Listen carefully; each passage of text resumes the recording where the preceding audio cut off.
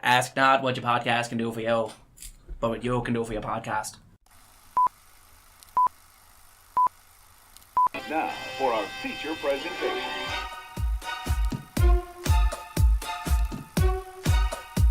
All right, welcome back to another episode of How About This Movie. This week we watched Dead Alive, the 1992 Peter Jackson film. U.S. release 1993, but the official, the first release, New Zealand 1992.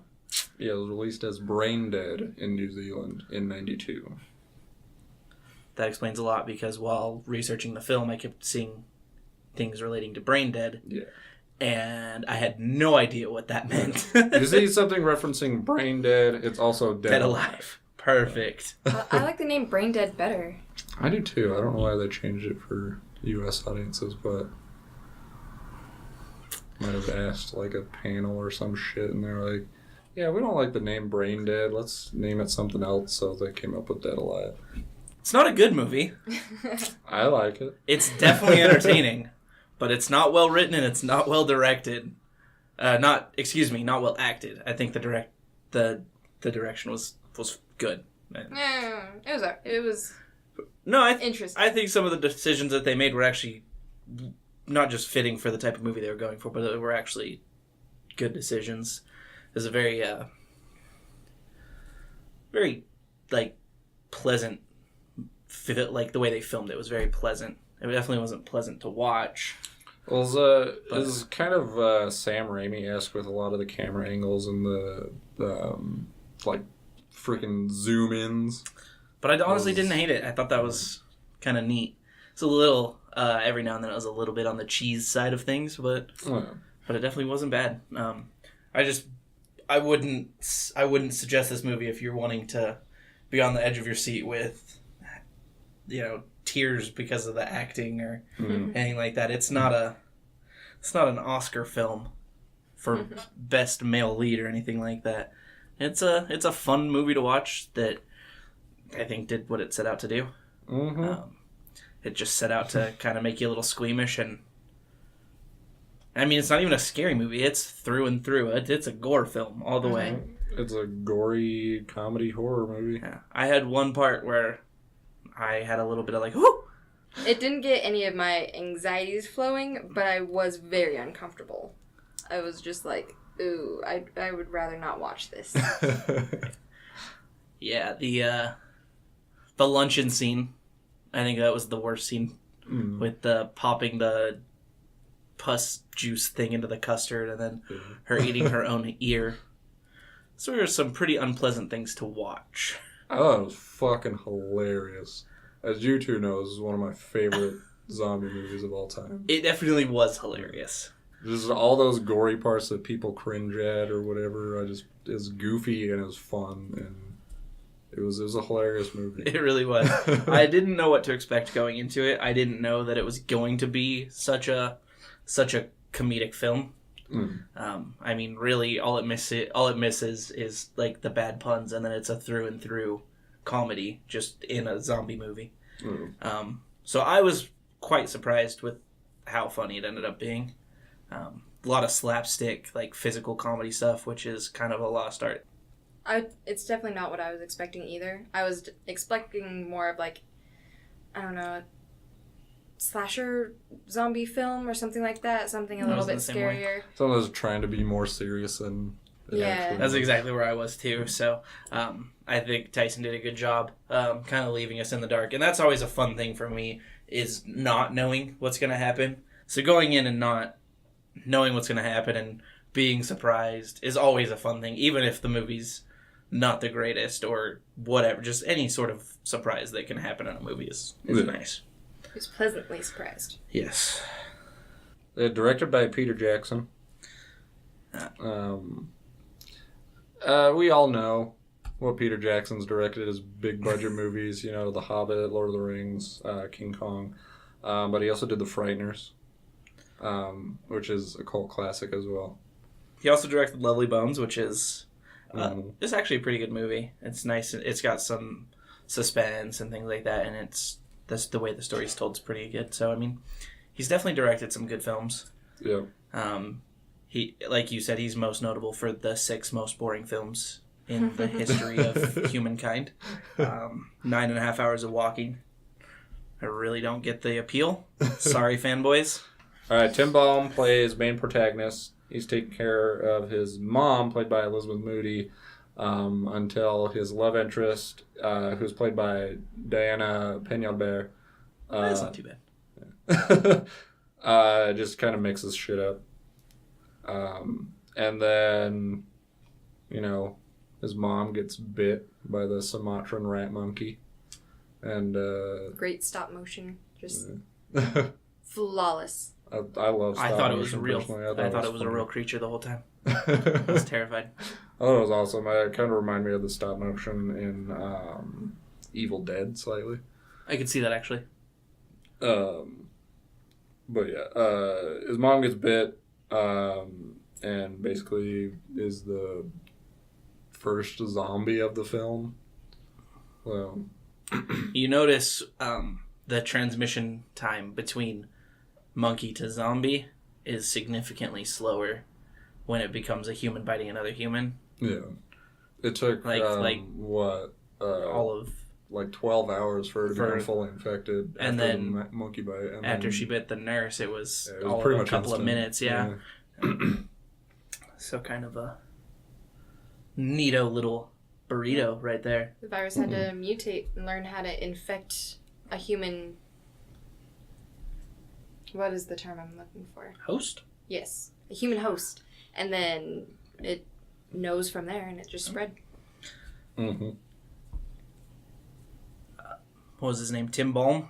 Tim Balm. Yep. Most notably from probably the Almighty Johnson? Almighty Johnson. Yeah. So, I mean, that really shows my level of knowledge Johnson? here. He was also in a couple of long-running soap operas. I forgot their names. Love soap operas. He was also in another cult movie. It was called like Jim Brown Genius or something. Oh, yeah. You were just... Yeah, I know that movie. Totally.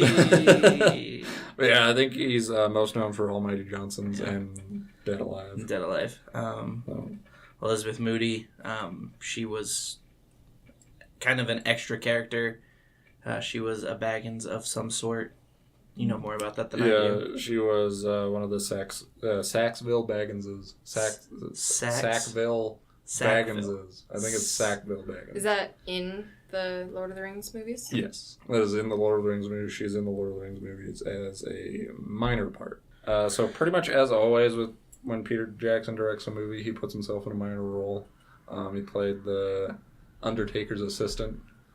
Okay. Yeah, the one that ate the sandwich that was The covered green in goo Pullman sandwich. food. Hilarious. Made me laugh so hard. I was like, I actually exclaimed on the couch to 2 people watching the movie with me, "Oh my god, he's eating the sandwich," as if you guys didn't know that he was eating the sandwich. As if I hadn't seen the movie a million times. Right? And Like, Carly wasn't watching the same movie. You guys know he's eating it. I don't think he is. No, he is. No, yeah. That was a good time. This movie got an 86 Rotten Tomatoes. I think that's good. That was pretty damn good. No fucking idea how their rating system works. I think it's As long as it's fresh, is it 86% with a little tomato symbol? Symbol? Yeah, it's well received by viewers. Yeah.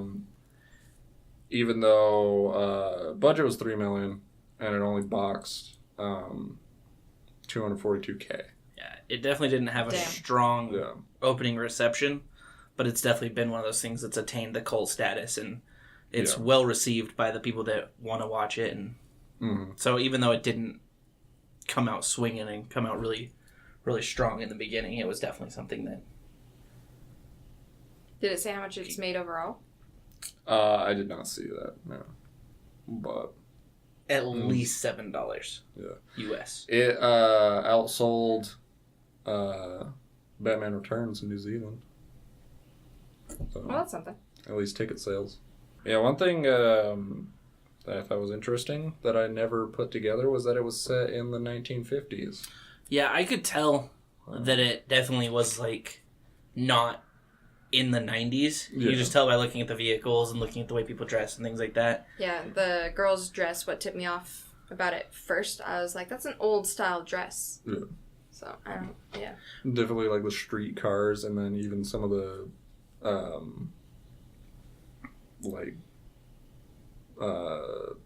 the attire that everybody else was wearing. Before we actually like confirmed when it was set, I thought it was almost kind of Gotham-esque, where it's sort of set in the present time and in the past, where it's sort of just like a random time period, which I thought was neat, but obviously I was wrong, and it's set in the 50s, which is fine, I guess. Yeah. It was set in the 50s. Tim Balm, I thought, did an okay job, being a decent actor. Elizabeth Moody was also a decent actor. She was very good at being a jerk. I think I read she had experience in theater as well. I could see that, because they have to overact in theater. So she's acting to the back of the room in a movie. So we could talk some more about the cinematography and the soundtrack. The soundtrack was comical. I do want to talk about the main character and his motivation for acting the way he did throughout the film. Yeah.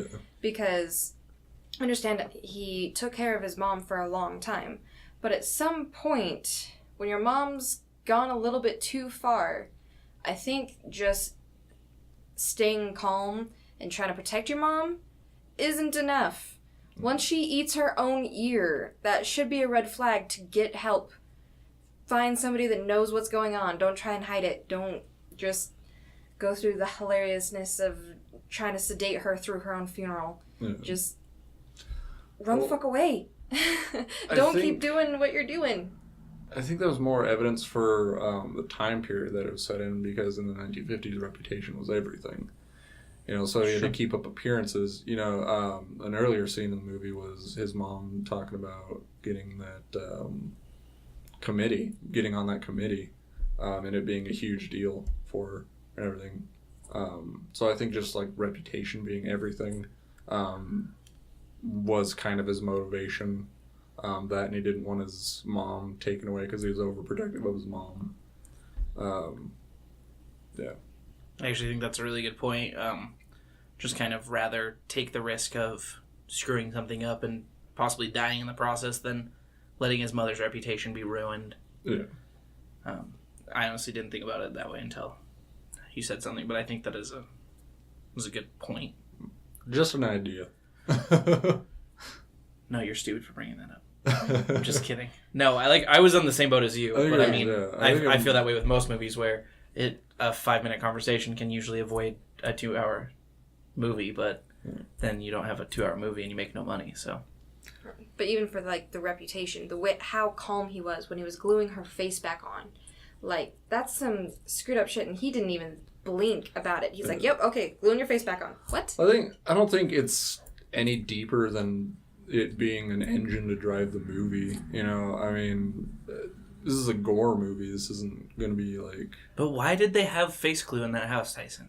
I will not accept storytelling purposes for a reason that they owned face glue. It was just a prop. You're just a prop, man. I mean, because... To big film. How ridiculous is that? How off the wall is that? Like, a piece of her cheek fell off when she was trying to apply makeup, so he takes some fucking glue and glues her face back together. That's fucking hilarious. I own face glue. I don't see what's so hilarious. I feel personally attacked right now. I am personally attacking you then.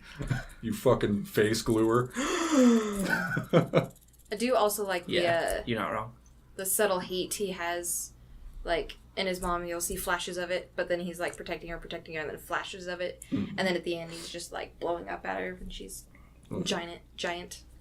Well, it's because he was groomed by his mother from an early age. Yeah, it's very Waterboy-esque, to reference another great film. Yeah, another goofy film, less gory. You get a very similar, like, mother knows best vibe until all of a sudden mother doesn't know best. Yeah. There's definitely some movies that had higher budgets that did better because, presumably those Jurassic Park movies came out in the early 90s. Yeah. And some things of that nature, but that was a movie that was handmade props and stop motion. They weren't relying on computers. They didn't have the budget to rely on computers, and I feel like they did a great job. It was a little goofy, but it looked good. Yeah. For the technology for the time. There are no shots that I was looking at like this looks weird. Yeah. I think a lot of the way the zombies were, a lot of ingenuity went into designing those. And then just the execution was pretty fucking brilliant, especially for 1992. And it being a smaller budget. Yeah. Comparatively speaking. That's got to be the biggest thing, because there were a handful of films in the late 80s, early 90s that had good visuals, good effects, things of that nature, but with this film, it has to be the budget. Like, they did so much with so little, in as far as, like, movie-making terms. Yeah. So little. I mean, there's a lot of unique stuff to Dead Alive, like the half head being alive, being slid around the floor. That was really impressive. Awesome. The undead digestive tract. Oh my god. It was sentient. It was the funniest shit. The gnome head guy. Yes. Also, the fist through the back of the head. That was a good one. Classic. The baby inside the woman's head. Yeah, the baby coming out of the lady's face. Yeah. You know she ain't gonna be in Rush Hour 4. I think that's really the charm about this movie, is just how unique it is. It's unique, it's over the top, it's, kind of silly, it's very gory. Yeah. Consider the bloodiest movie of all time. Oh, yeah. Just basing it off of volume of fake blood used. Yeah, it's not even an opinion thing. It's statistically backed up. In the final act, 300 liters were used of fake blood. Crazy. Yeah. Just during the lawnmower portion of that battle, 5 gallons per second, just through the lawnmower portion. Yeah. Crazy. That's a lot of fake blood. That is. What they don't mention was how much real blood they used, because, Yeah. They set out to make a super gory movie, and they succeeded above and beyond. Oh yeah, they definitely reached the bar, and then some on that. It's gore and just ridiculous silliness with like the reproducing zombies as well. Yeah. But yeah, that's just how over the top this movie is, and it's one of the reasons why I love it. It's because it's so over the top. It is so over the top. So many fucking props and all that freaking fake blood. It's a good time for gory horror lovers. So. Gory horror lovers. Gore. So one thing that I've always liked to do with zombie movies is I always like to kind of compare and contrast the different traits of zombies. So like, would I survive in Shaun of the Dead? Would I survive in World War Z? Would I survive in Dead Alive in this instance? So some of the things that I noticed while watching the movie, we already touched on it a little bit. Obviously, the quick progression. You lose track of a buddy and they get bit. They're coming back to get you in a minute. So you don't have a whole lot of time to get away from them there. Mm-hmm. No destroying the brain stem or the brain in this instance. They survived partial decapitation, full decapitation. It honestly seems as if the virus, to Tyson's credit, infects each part of the body, each cell independently, because you see the digestive tract that just goes on a walkabout. You see all the different things, like, so it doesn't seem like there's really a way to kill them. They're very strong, and they actually seem to have some skill in a fight. They don't seem to, and that could just be like a zombie to zombie basis, but even still, even if they're not losing skill, that's still something to consider when you're power ranking the best zombies, or the worst in this case, where you don't want to go up against them. As with all zombies, they definitely do seem to have a decrease in motor function, not able to work their spoon so well, they don't walk as well, they're still pretty slow, those kinds of things. Mm-hmm. And they do seem to decay faster than most other zombies. So they're just going to disappear, they're going to wither away and be nothing a lot quicker than a lot of other zombies, where you see some zombies, like The Walking Dead, for instance, that are zombies for years, and they obviously weather and decay more, but they still function. Yeah. Whereas these zombies only have a shelf life of a couple of days. Probably the craziest thing to me was the fact that these zombies weren't just driven by hunt, eat, kill. They, they obviously had other emotions. You see the zombies have sex and those kinds of things, as well as have a live birth. Yeah. Don't really know what to call that because it's a zombie. A dead alive birth. Oh! If you have to fight these zombies in a huge horde, they're going to be quite formidable. But if this is like a zombie survival long-term thing, they don't really stand a whole lot of a chance. Because you would assume it's probably from some sort of rapid metabolism based on the fact that the tranquilized zombies lasted multiple days, whereas the non-tranquilized zombies lasted a matter of hours. So you would assume that it's something along those lines. Mm-hmm. But as long as you're not medicating the zombies with tranquilizers, you're going to survive as long as you can hold out for a couple of days. But if it's a big horde, you better hope you have a freaking lawnmower. Mm. Do you think other yard equipment could also suffice? Maybe a tiller could work? Mm. You do see them use a pitchfork and hedge shears. What about a weed whacker? Weed whacker could work. I think they use a weed whacker in a zombie movie, don't they? You'd have to replace the... Oh, no, I'm talking with the regular weed whacker cord. Oh, okay. Huh? Just wet. I've been hit with that shit. It does not feel good. It hurts. Those zombies would walk right on off. They'd be like, ow, fuck you. Instant bruised welt. Yeah. Those zombies don't want none. Also, I have this conversation with people who like zombie movies. Like, every time we're talking about zombie movies, and it's like, what makes the perfect zombie? And I always say, like, the amount of infection that Dead Alive has is definitely going to be up there. Because it affects every single part of the body, and they can move independently. So if you add that with the indestructibility of the zombies from Return of the Living Dead, and then the adaptability and the smarts of the zombies from Land of the Dead. I was going to say Land of the Dead. Yeah. Or, not to give credit to World War Z, but also to World War Z. Yeah. They built full-on zombie ladders. Yeah, it was a hive mind in World War Z. So if you add like the individual smarts and then the hive mind, that's ridiculous. Yeah. If you add the speed of the Dawn of the Dead zombies, and you add the speed of infection of the 28 weeks later zombies, and then the mutations of the Resident Evil zombies, you have the perfect zombie, and you'd rather be a zombie at that point than a human. It's a fair point. As long as they last longer than the Dead Alive zombies. Yeah. But most zombie films, most zombies stories in general, seem to lean more towards the longer lasting zombies. Yeah. They might lose mobility and things of that nature, but they're not just going to wither away and die within a matter of hours. Should we roll into some final thoughts and then into some fun facts that are fun? Mm-hmm. All right, well, let's end on Tyson since he's the Dead Alive aficionado. So we'll start with you, Carly. All right, final thoughts. Much sillier than I thought it was going to be. Probably something I would watch again just because it's ridiculous and maybe I could use a silly laugh. A nice chortle. Not something that I'm taking too seriously and not something that gets me like right in the gut, funny-wise.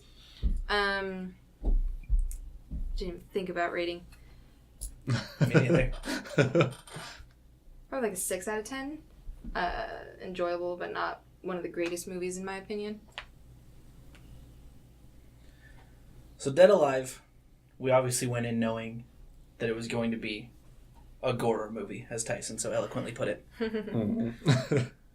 But I don't think we expected it to have all the funnies. Carly and I, obviously Tyson knew, but that was a surprise for him too. Oh my god, you need to pay more attention to the movies you watch then. But we didn't expect the laughs. But most importantly, you guys, I don't think we expected the heart that this movie had.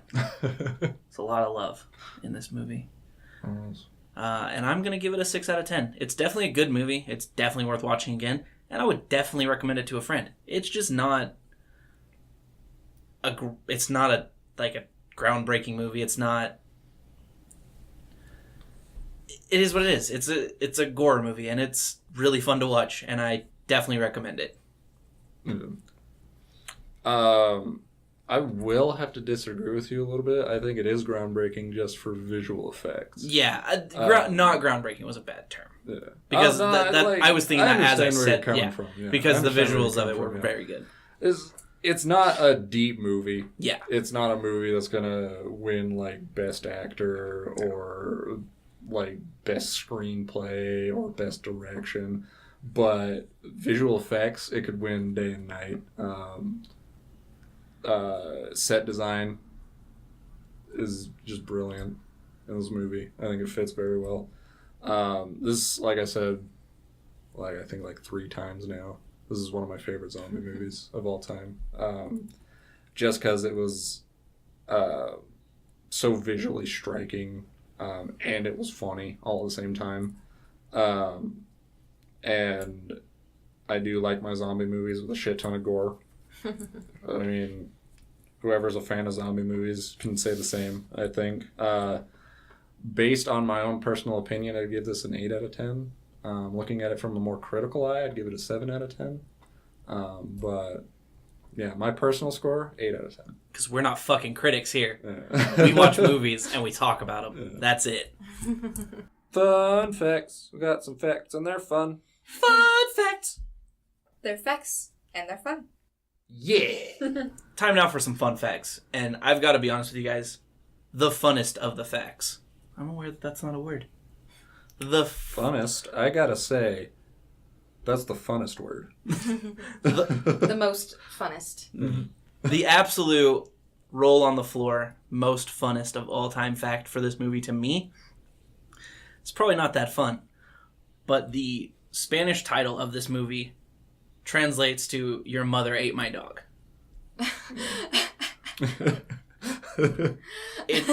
It's fun. It's fun to me because it's a reference to a pretty hilarious scene. It's fun to me because it's such a random scene to pick to name the movie.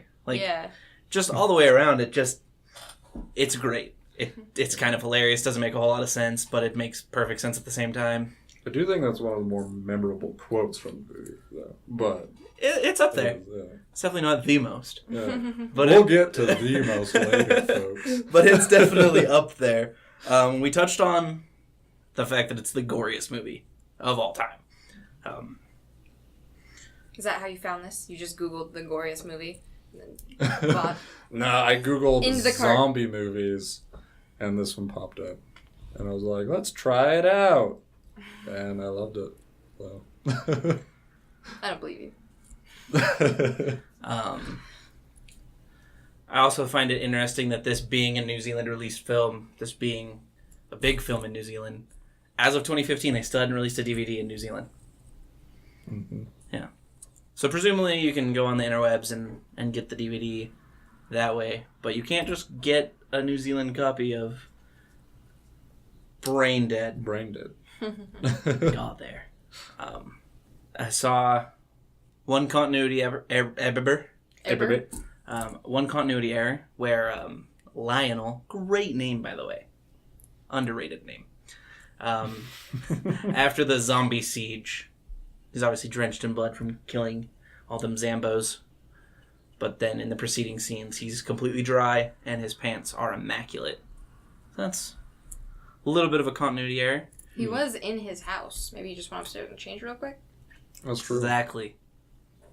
Exactly.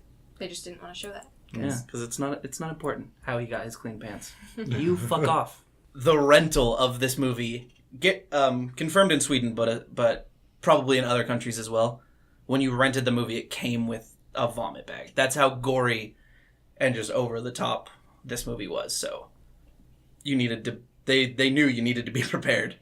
The movie was finished under budget, with about 45,000 New Zealand remaining, and Peter Jackson used all of that to film the Lionel takes the baby to the park scene. And he has gone on to say that it's probably his favorite scene in the movie, which it probably should be. I can only think of one other scene that I would put up with. A very unnecessary scene, but... Yeah, it makes absolutely no Hilarious. sense. Yeah. Why would you take a zombie baby out for a walk in the park? Who cares? Because hilarity ensued. Mm-hmm. It was only shot in 11 weeks. It was only shot in 11 weeks. The Hungarian title means cool. In Hungary, this word is made up by adding two words, dead and good, together. All right, you guys. Well, I think that just about wraps this up for us. Thanks as always for listening. Remember, you can find us on Facebook, Twitter, and Instagram at Jekyll Studios.